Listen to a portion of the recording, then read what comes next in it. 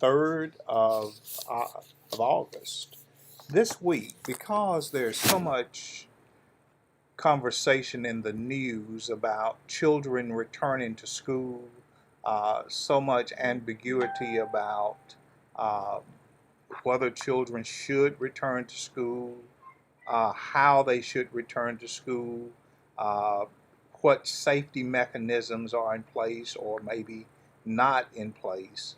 What I thought I would do this week is spend the entire week uh, just focusing on students and parents and school days. This is a great study. 5 days we will look at just students, parents, and school days. Uh, this will be impactful for every age group, uh, from young to old. Students would benefit by tuning in to the broadcast this week. Uh, so today we will talk about 5 things students should know about their parents. On tomorrow we will talk about 5 things the parents should know about students. And then on Wednesday, we will talk about 5 things students and parents should know about school. On Thursday, we will talk about 5 things students should take to school.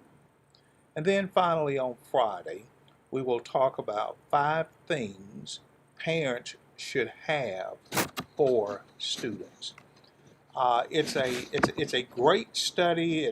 This is a project that I put together years ago, but with the COVID-19 crises just constantly lingering over our heads, I think it's a great time for me to dig this lesson out and do it at this time. One major challenge for many students throughout the U.S. is understanding why parents do not always allow them to make every decision by themselves. This is a real struggle for students. Support everything they want to do or permit them to be involved in unlimited activities. This is a real struggle for students. The Center for Disease Control did a child and a parent survey that explored the correlation of economic standings and active opportunities for parents and children to obtain a better understanding of why parents seek out opportunities for their children to participate.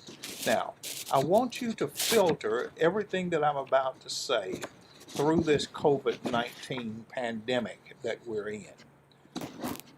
Parents who earn less than $25,000 per year are not as likely to participate in outside activities such as sports, dance, and sometimes even church programs beyond the worship service, about 23.5%, compared to children who come from homes with an annual income of more than $50,000. Now, again, I want you to filter that through what I just said. Uh, it appears as if, and the research is out, we don't have it, but I just wonder, the parents who are out advocating so vehemently for the students to return to school, I really wonder where do they fit in that socio-economic setting.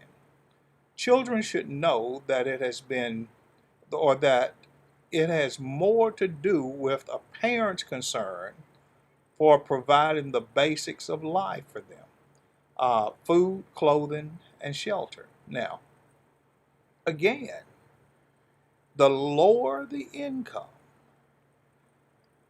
and the children are in a school environment, the parents see that as at least the kid is getting breakfast and the kid is getting lunch. And if there's an after school program, the kid is getting an evening snack. Now, parents are not going to articulate this conversation, but you've got to wonder what is driving parents to so vehemently push their children back into what potentially can be an unsafe environment. 70.6% of parents earning below $25,000, greatest response was that the extras cost too much, and 40 to 44.5% said paying for additional transportation to and from the extra events, whether for gas, public transportation, was a major concern. Now, take children who are at home all day long, 7 days a week. If they go anywhere, the parents have to transport them. Grocery costs goes up. Utility costs goes up. Cleaning, something that we don't think about. Children use more laundry. The house needs to be cleaned more frequently. And children normally aren't contributing to the income in the homes. And if there's limited income, the parents can see this as being even more taxing on the limited resources that are available. Now, parents are more aware of what you would like to do than you may know. Parents are not always happy themselves with the situations they find themselves in. Parents sometimes do not know how to explain in a way children understand or are able to accept the why they appear not to be interested in certain activities. Parents, most of the time, truly want their children to be successful, happy, and do well academically. And parents are stressed about what they aren't able to provide for their children. So the anxiety level within the home actually escalates in the time of a crisis. This COVID-19 crisis is testing the stress level in homes, be it love, material things, academic assistance, or emotional empathy. Because 24 hours a day, 7 days a week, the care provider, if it's a single parent home, is that single parent. If it's a dual parent home, it's those dual parents. If it's a kinship situation, it's the kinship care. And believe it or not, one of the things that can add stress during a pandemic such as we're in now are homes where basically the older children are the primary care providers for the younger children. And this is putting a lot of stress, a lot of burdens on those homes. So, although most parents really want what's best for their children, it's very difficult at times to decipher and to sift through where what sometimes appear to be the irrational, the illogical demand for the children to return to school, uh, even though it's unsafe. Many parents that will publicly say, well, they need to return, they ought to return, they should return, deep down inside that parent, if that parent has a love and a care for their child, they've got to know there are risks involved in this. But then you look at, well, why are parents still demanding that the children return? It is amazing what stressors will do, financial stressors, emotional stressors. Uh, it can really create situations inside of children and parents that sometimes will cause either to make decisions that appear to be irrational and sometimes potentially harmful to the child as well as potentially to the adult. In the book of 1 Kings, chapter 17, verses 9 through 12, arise, get thee to Zarephath, which belongs to Zidon, and dwell there. Behold, I have commanded a widow woman there to sustain thee. So he arose and went to Zarephath. And when he came to the gate of the city, behold, the widow woman was there gathering sticks. And he called to her and said, Fetch me, I pray thee, a little water in a vessel, that I may drink. And as she was going to fetch it, he called to her and said, Bring me, I pray thee, a morsel of bread in thine hand. And she said, As the Lord thy God lives, I have not a cake, but a handful of meal in a barrel, and a little oil in a cruse. And behold, I am gathering 2 sticks, that I may go in, dress it for me and my son, that we may eat and die. The prophet of God understands the plight of this widow woman. But as I read the text, I want you to appreciate the widow woman understood how serious her own situation was. When individuals are in a crisis, they pretty much have a handle on the present crises they're in. And in order to alleviate the stress of that crisis, sometimes people will come to conclusions that to outsiders may not look rational, but to the person who's in the middle of the crisis, they may think this is the best decision that I can make. See, this widow woman, although she's being directed by the prophet of God, I want you to give me something to drink, and I also want you to give me some food. She's saying, I don't have enough even for my son and I. And when we eat the little bit that we have, it's not enough to sustain us. We're going to die, and I know that. So when we're in the midst of whether it's the COVID-19 crisis or any other major crisis, and it's something like returning to school, is it possible that so many of these families who are out in the streets protesting, demanding that their children should return to school, well, they're using the emotional excuse, the socialization. They're using the excuse of they are going to fall academically behind.